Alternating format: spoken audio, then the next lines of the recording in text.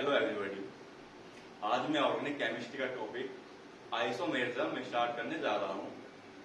Isomerism organic chemistry का एक important topic है जिसके बिना यूं कहें ऑर्गेनिक केमिस्ट्री अधूरी है। तो आइए स्टार्ट करते हैं आइसोमेरिज्म। आइसोमेरिज्म, इसकी डेफिनेशन की बात करें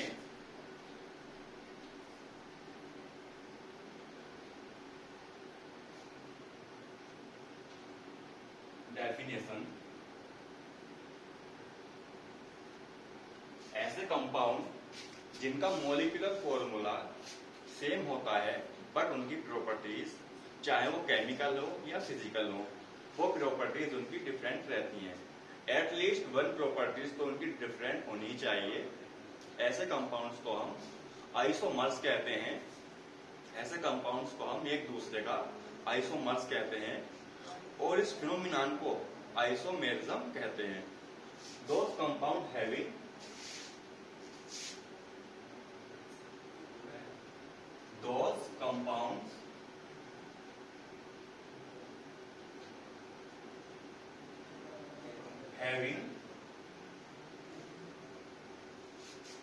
same molecular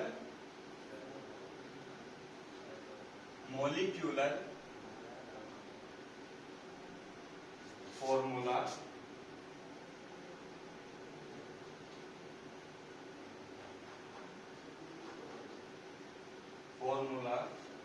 but different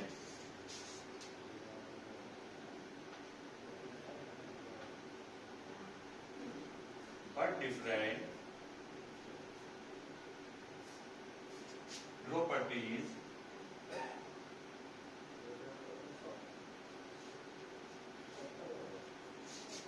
at least one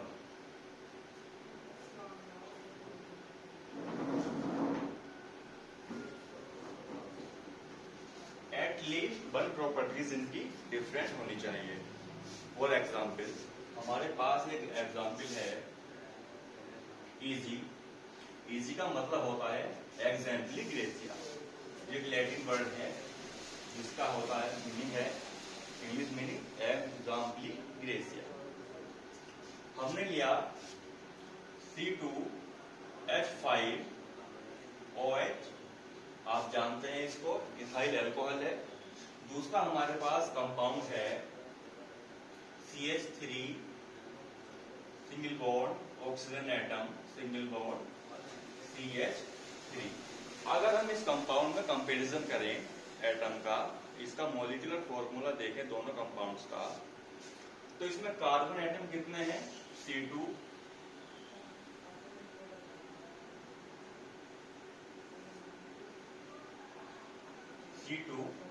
hydrogen atom number of carbon कितने हैं यहाँ पर? 2। नंबर ऑफ हाइड्रोजन 5 ये है, एक ये है। हाइड्रोजन एटम 6 है। ऑक्सीजन एटम है एक, ऑक्सीजन एटम। इसमें देखें एक कार्बन ये है, एक ये है, तो कितने कार्बन हुए टोटल? 2 कार्बन हुए। तो क्या लिख देंगे यहाँ पर? C2। 3 हाइड्रोजन यहाँ पर हैं, 3 हाइड्रोजन यहाँ पर हैं। टोटल कितने हाइड्रोजन हुए? 6 हाइड्रोजन हुए। H6। एक ऑक्सीजन का एटम है इनके पास,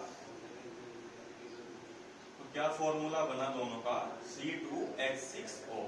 दोनों का जो मॉलिक्यूलर फॉर्मूला है वो क्या है? Same.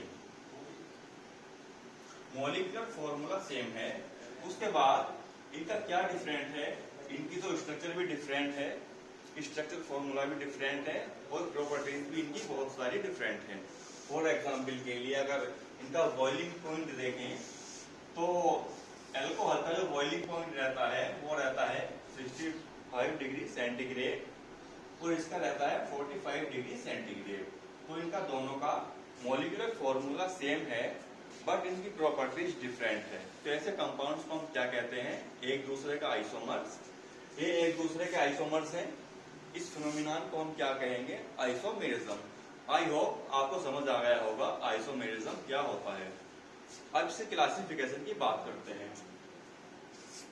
Classification of isomerism.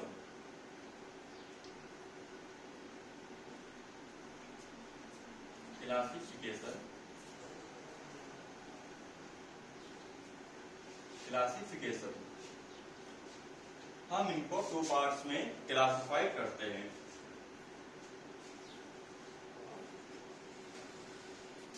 Isomerism को हम टू पार्ट में डिवाइड करते हैं। नंबर 1 जो होता है स्ट्रक्चरल आइसोमेरिज्म। इस स्ट्रक्चरल आइसोमेरिज्म को हम कॉन्स्टिट्यूशनल आइसोमेरिज्म भी कहते हैं। दूसरा होता है स्टीरियो आइसोमेरिज्म। पहला क्या है? स्ट्रक्चरल